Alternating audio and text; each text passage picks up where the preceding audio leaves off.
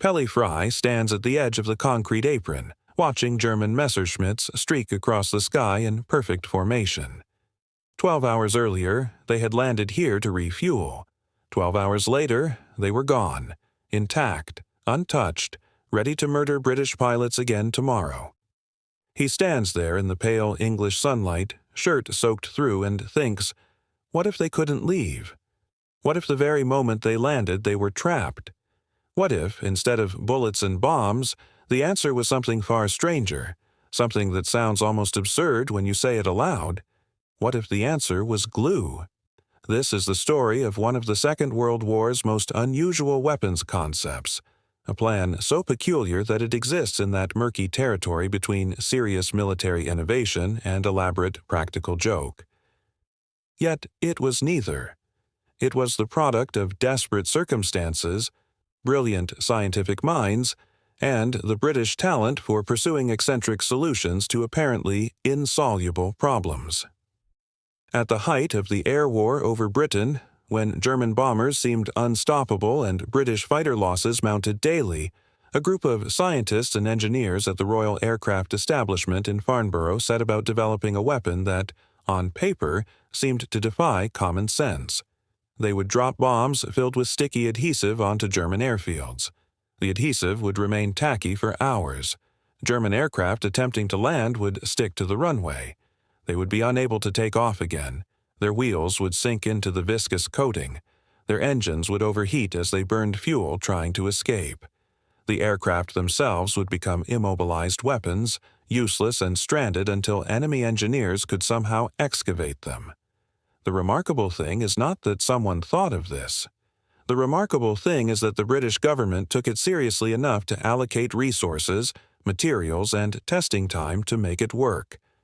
This is the story of adhesive warfare, how desperation breeds innovation, how science chases solutions that sound absurd until you understand the terrible logic that drives them, and how the British came perilously close to raining sticky bombs on Nazi-occupied Europe. The problem facing British Air Command in 1940 and 1941 was fundamentally geometric. The German Luftwaffe could launch sorties from airfields across occupied France, Belgium, and the Netherlands. The distances were trivial. A fighter pilot could be over London in minutes. But therein lay a paradox. The closer the enemy was, the larger the problem became. The RAF could shoot down German aircraft. Fighter versus fighter combat happened daily, and increasingly British pilots were getting better at it. But here was the cruel truth that kept Air Vice Marshal Hugh Dowding awake at night. For every German aircraft destroyed in the air, another could be repaired, rebuilt, or replaced within weeks. The Luftwaffe operated from a network of roughly 300 airfields across occupied Europe. Destroying aircraft in the air was like removing individual grains from an hourglass. The glass would refill itself.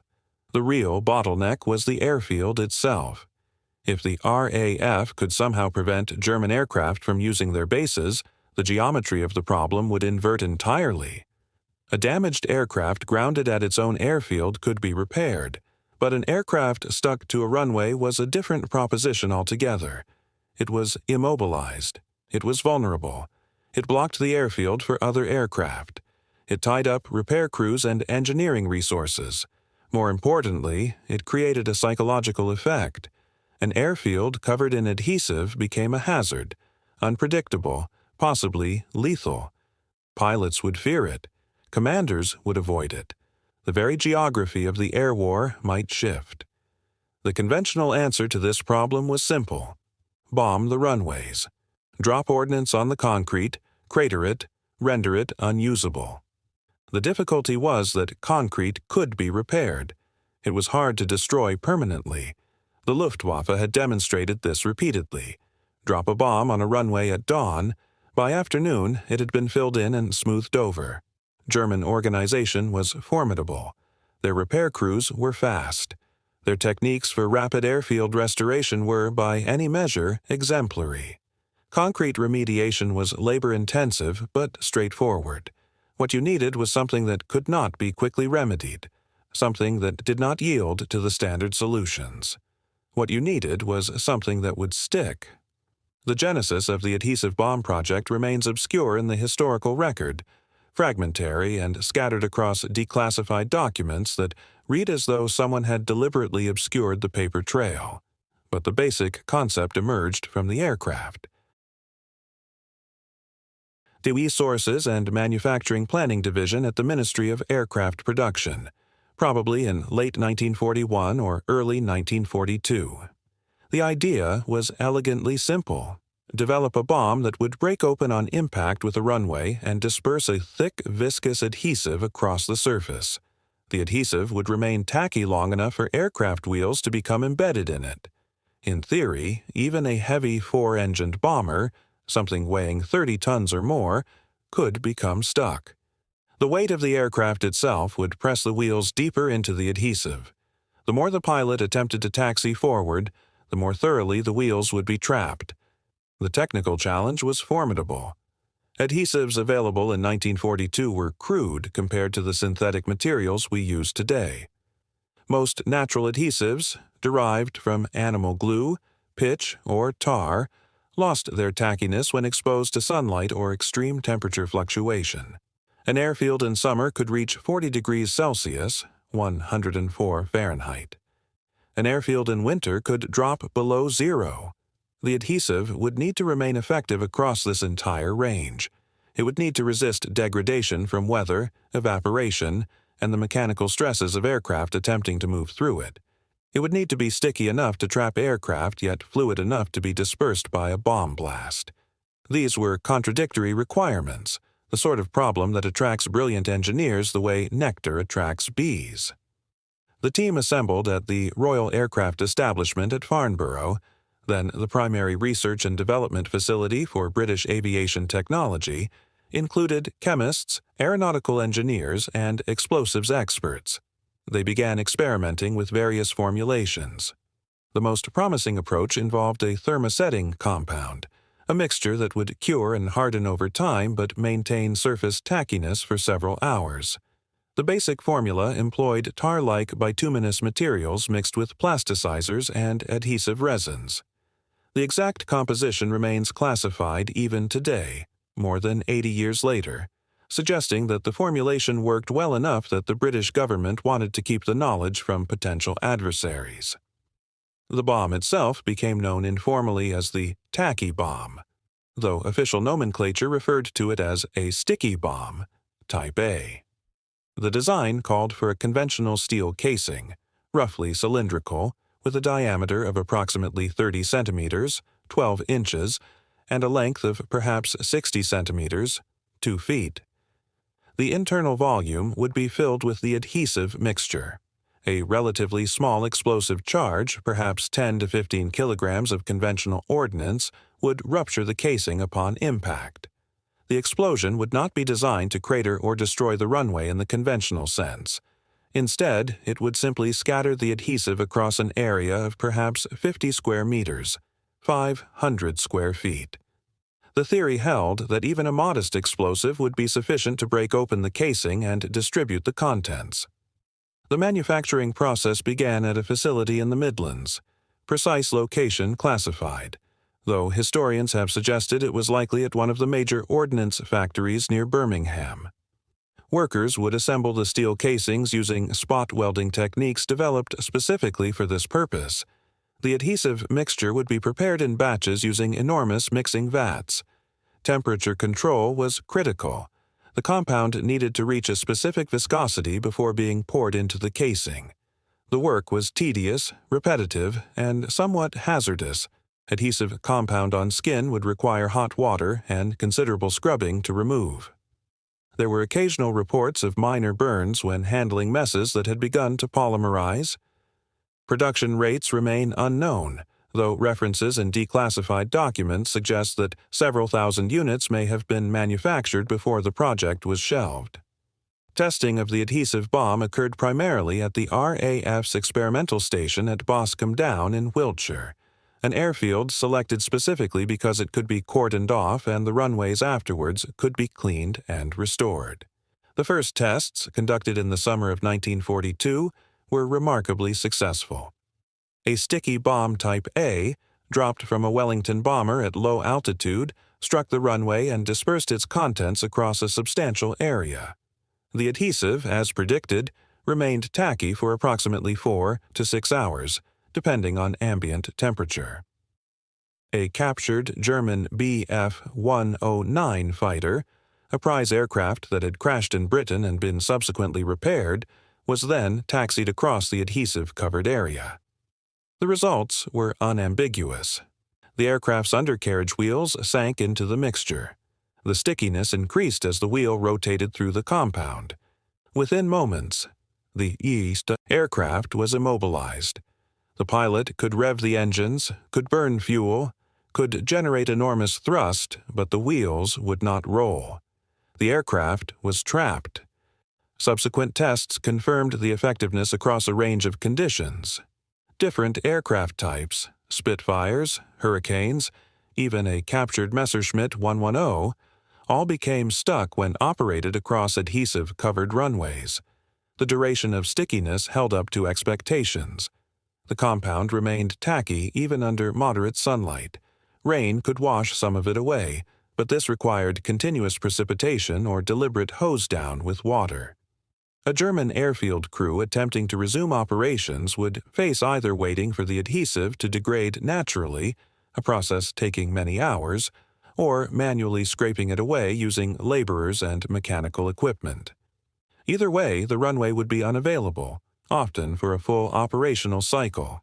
If you are finding this interesting, a quick subscribe helps more than you know. Videos like this take considerable time to research and produce, and your support allows me to continue uncovering these strange corners of history. By late 1942, the sticky bomb project had advanced to the operational stage. Bomb loads were standardized. Production continued. The RAF's Pathfinder Force, the unit responsible for precision bombing operations, began training procedures for the deployment of adhesive ordnance.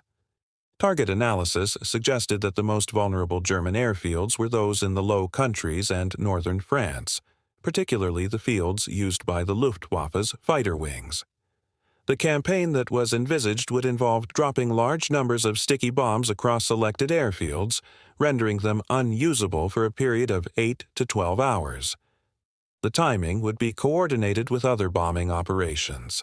Whilst the adhesive took effect and repair crews scrambled to respond, conventional bombers could be dispatched to strike deeper targets, unimpeded by fighter opposition. The strategy was not to inflict permanent damage, but rather to create temporary windows of vulnerability.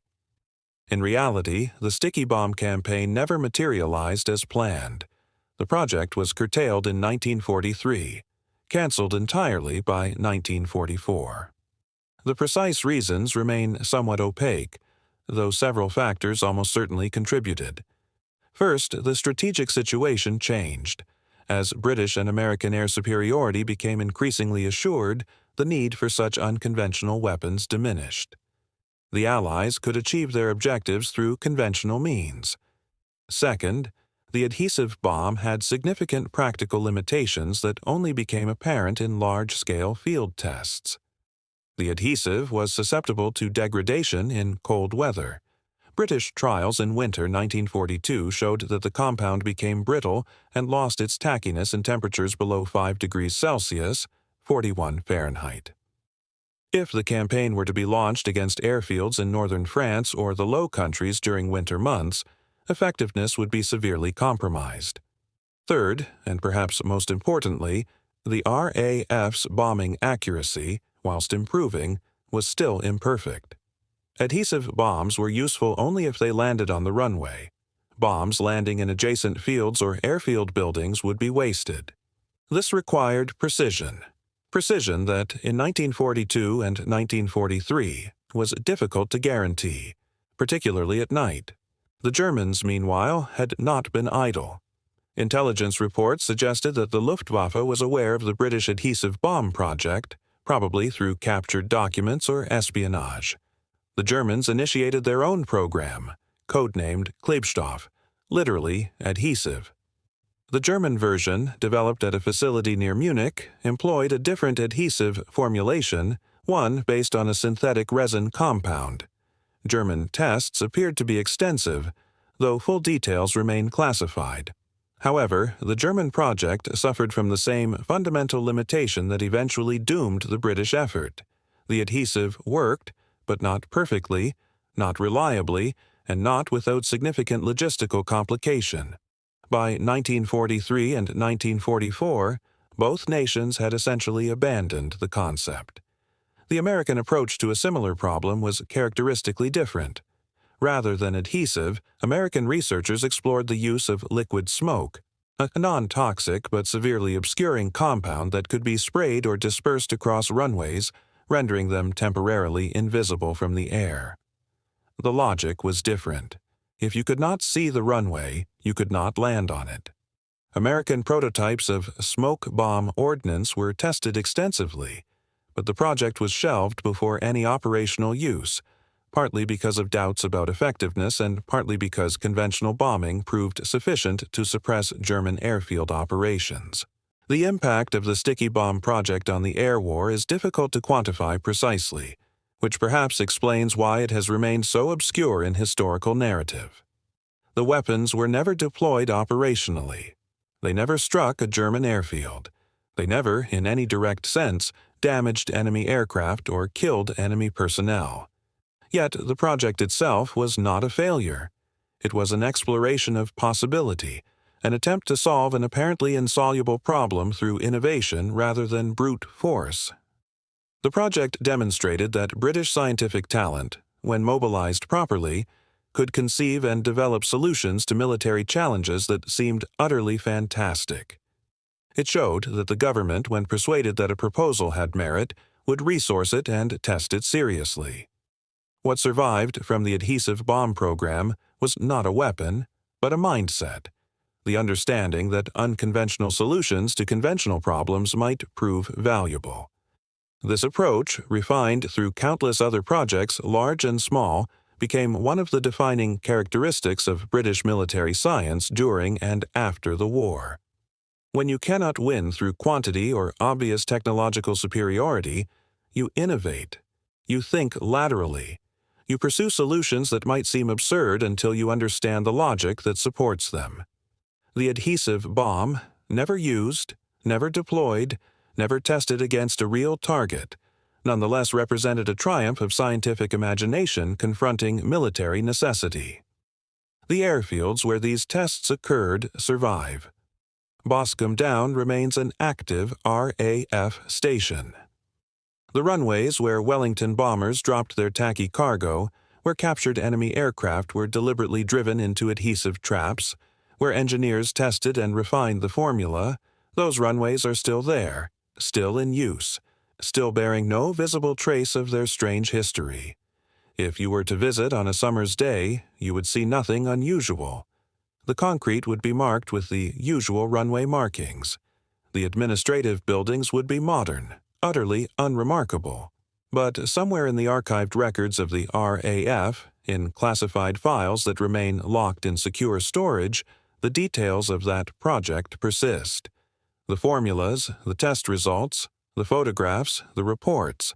They exist in a bureaucratic twilight, neither entirely forgotten nor fully revealed. The question that hangs over the adhesive bomb project, the question that drove a generation of scientists and engineers to spend months developing a weapon that would never be used, is fundamental to understanding wartime innovation itself. When you stand at the edge of an abyss, when your nation faces an enemy that seems unstoppable, when the conventional tools available to you seem inadequate, what do? Do you accept the limitations of the possible, or do you strain against them, exploring solutions that sound ridiculous only to those who do not understand the desperation that produces them? On May 16, 1940, Squadron Leader Pelly-Fry watched German aircraft depart an English airfield, untouched and intact. 2 years later, British scientists had developed a weapon that might have prevented exactly that scenario. The adhesive bomb would never stop a German pilot. It would never win the war. But it represented something perhaps more important, the refusal to accept that a problem was unsolvable, the commitment to innovation even when success seemed improbable, and the peculiar British capacity to pursue the seemingly ridiculous until it became the unexpectedly profound. The sticky bomb was never used in anger, never deployed against the enemy, never did the work it was designed to do. Yet it remains in the historical record as a monument to a particular kind of thinking, the thinking that emerges when humans confront impossibility and refuse to accept defeat. It is a thinking that turns glue into strategy, adhesive into hope, and the absurd into the merely necessary.